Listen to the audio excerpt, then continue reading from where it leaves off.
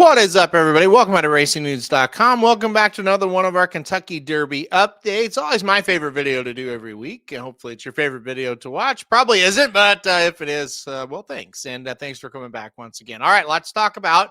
We got to recap what happened last week. We'll have John White and I's new top fives, and then we'll look ahead to what's coming up this week as well. All right, last week was the big running of the Los Alamitos Futurity, and I said on a couple of shows last week, it said, look, I don't think this is a great running of the race. However, Litmus Test is in this race. It's a horse Ted Noffey has defeated a couple times.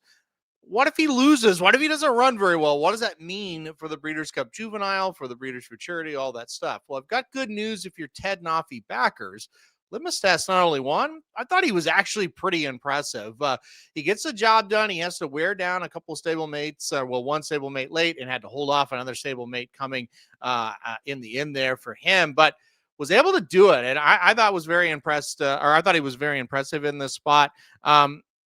He gets a 96 buyer. We'll have more on that in a minute. We'll have more of that on the final time in a minute as well. When we get to John White's top five, he'll break that down for you with his commentary this week. But look, I thought he was really good. Had a target, locked into the target, caught the target, right? I also like his running style. Early in his career, he kind of just went to the front. Now he's kind of stalking the pace. You knew there'd be pace in there, and he was just kind of able to professionally get the job done here. Like I said, 96 buyer, pretty good there for him. Blacksmith, who ran second, he's still a maiden. For Bob Baffert, he got a 94 buyer, and then Providence 89 after kind of setting the pace and getting worn down late. I kind of thought the top two runners were okay here. I think Blacksmith, even though he's still a maiden, he kind of has some immaturity, some greenness, but he was really kind of running on late. And I thought Litmus Test kind of backed up that form of the Breeders' Cup Juvenile. And I've seen the comments, and I understand the comments of, yeah, Ted Noffey's 4 for 4, 3 grade 1 victories, but who has he really defeated? And I think when a maiden or a horse that was a maiden and kind of broke the maiden for a claiming price, runs second in the Breeders' Cup Juvenile, it kind of, dampens people's spirits a little bit. But there's only one horse so far that's come out of that race and ran again, and it's Litmus Test, and he was pretty good. So far, so good. That doesn't mean the Juvenile is unbelievably strong and amazing, but it would not be good if he would have lost, and he won. And he won probably running better than I thought he would. So let's give the Juvenile credit, at least for this week. I thought it was a really good race. I like Ted Noffey's, obviously. I have him number one, and listen, I think Litmus Test did go a long ways, and not only saying, hey, I'm a pretty good horse, I'm going to be around here, but hey, that Breeders' Cup Juvenile and the Breeders' Futurity at Keeneland, they weren't that bad of races. So, and look, if you go back, and last thing on this one, why I picked the Litmus Test to win the Los Alamitos Futurity, if you go back and watch the Breeders' Cup Juvenile, around the turn, he looked like the horse that Ted Noffey was going to have to beat. Like, he really made a nice move around the turn. And I thought that race, the Breeders' Futurity, he tried to go gate to wire, and I didn't really like it. Not that he tried to go gate to wire, just that I didn't like the performance. He was not really competitive. I thought he ran much better in the Breeders' Cup Juvenile. So I don't know if this is what he's going to do. If this is his running style, I think he can win races out in Southern California. I really think this horse, he might be Baffert's best runner right now for the Derby. I think, and obviously horses are going to show up again and so on and so forth. But right now, that's the best that I've seen around 2 turns for Baffert horses for sure. So let's see where he'll debut on both of our top fives here in just a second. Other horses you need to maybe keep an eye out for.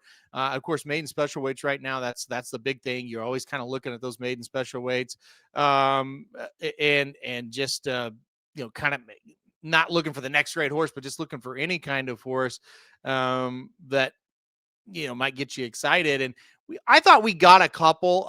There were some kind of hyped horses, like a horse named Jackson Hole debuted at Gulfstream Park.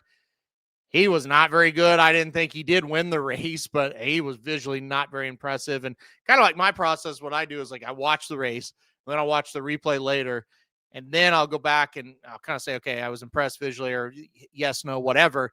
And then you go look at the numbers later when they come out and see what matches up, right? So, yeah, I did not think visually Jackson Hole looked very good. He got a 60 buyer, which kind of shows you, yeah, he's got to improve. Now, look, it was the first start. He could get a lot better, but that specific race, I don't know. It wasn't much for me. We had some other things happening too, though. And I sometimes these horses will kind of come at you when you're not really expecting it, or at a racetrack, or even a race, so to speak, where you're just like, I wasn't really like excited to watch that race. And then you watch it and you go, that was actually really good. Right. And so that's what happened at Aqueduct on Saturday. Sometimes you just kind of you get surprised by one. And what the race I'm talking about is race 3 on Saturday. A Chad Brown first time starter named Iron Honor was able to win very impressively. I was super impressed with this horse visually. The buyer comes back very fast too, a 95 buyer speed figure for Iron Honor. So he's kind of the maiden that won the week, so to speak. Like I said, one thing, I don't compare times other than that specific day, that specific distance. He was the fastest 6 furlongs time. And so I knew right away that the speed figure could come back fairly fast because there was an allowance race on the card that had some decent horses. And so anyway, yeah, he came back pretty fast, 95. He looked good. So Iron Honor, for Chad Brown, first time starter for Chad Brown. That's one that, one that maybe you keep an eye on. This horse is by Nyquist, of course, a Kentucky Derby winner. So we'll see if he can kind of keep on going on that path. So that was one I wanted to mention. Couple at Oaklawn Park that won as well.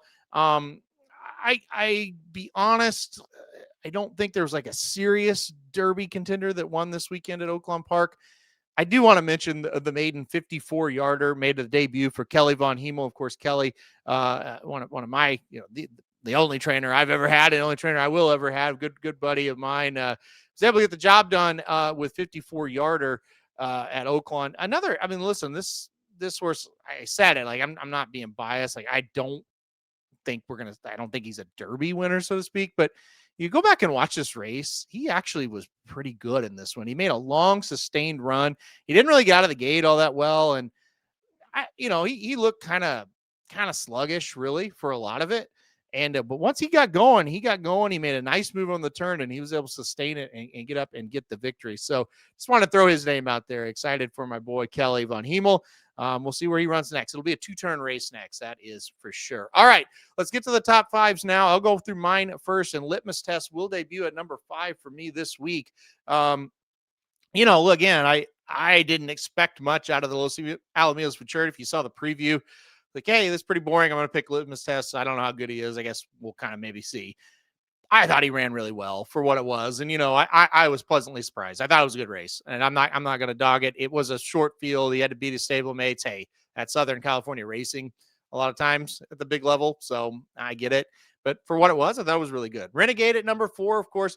This horse, crazily enough, could still run in a maiden special weight and might do so in his next start. But second in the Remington, I thought he ran extremely well. He did hit the wire first in that maiden special weight 2 back, but was disqualified. So I've got him at number 4. Mr. AP at number 3 for me this week. Hey, the Breeders' Cup Juvenile looking better after that win from Litmus Test. So why not put it Mr. AP number 3? And listen, his races around 2 turns have both been very solid. Paladin number 2, winner of the Remington Stakes we talked about last week. I thought it was really good. That was really good running of the race.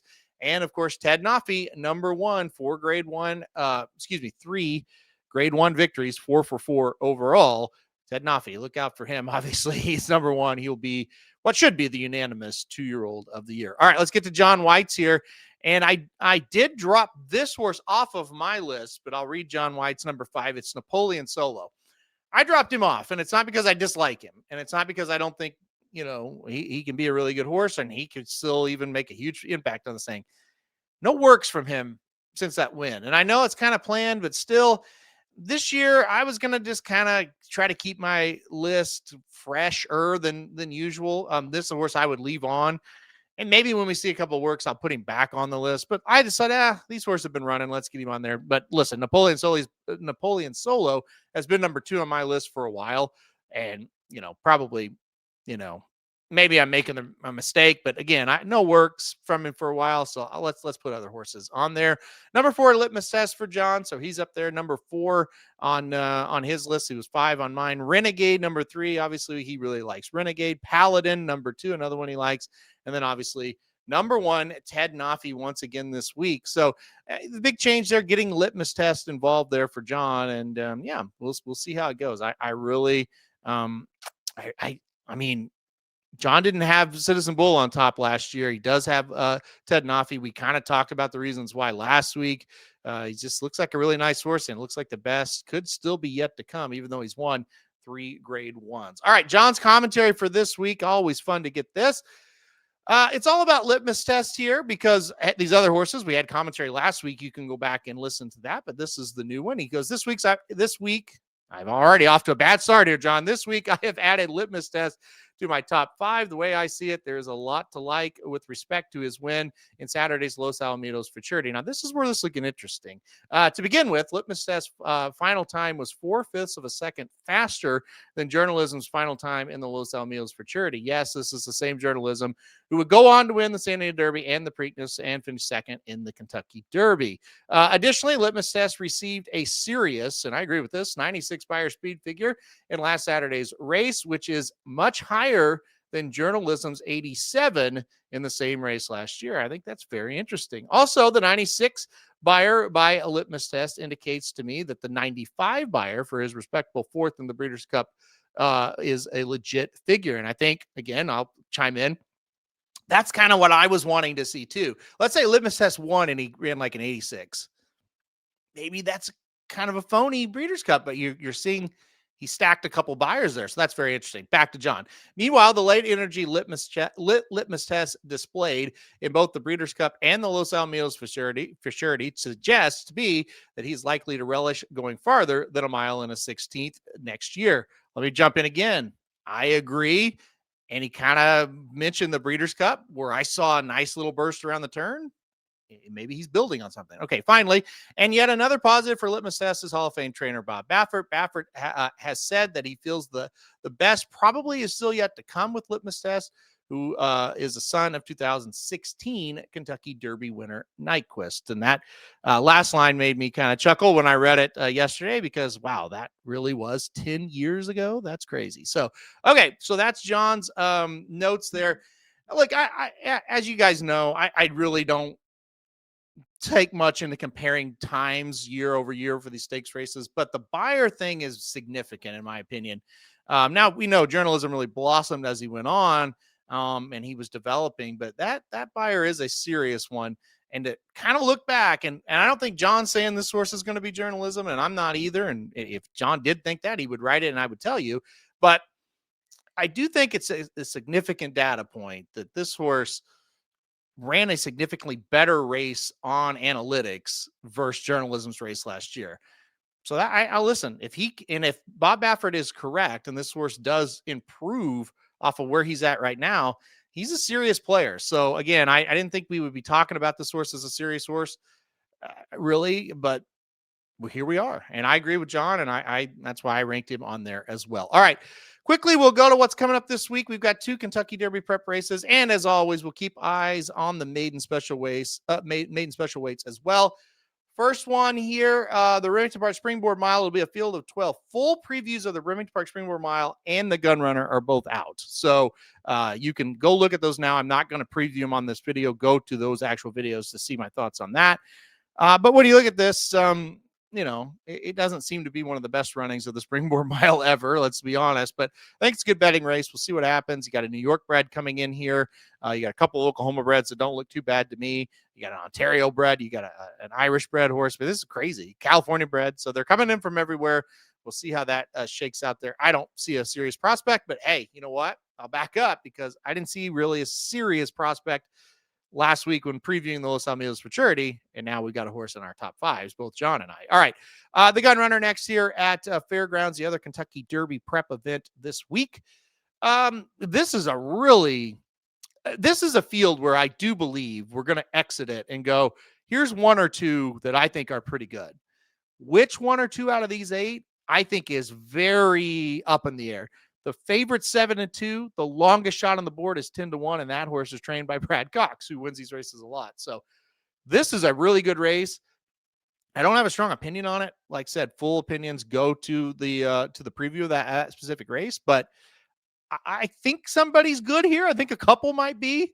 This is a big proving ground race, so this will be very interesting to see what happens in this running of the Gun Runner. All right, guys, that'll do it for this week. We'll be back next week. We're going to be talking We're going to be talking about these two races. We'll recap them. We'll get new top fives.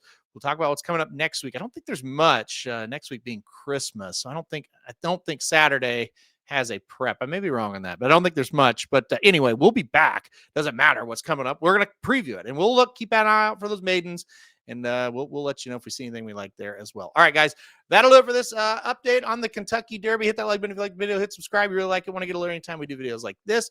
And most importantly, come back next week for another episode of the Kentucky Derby News.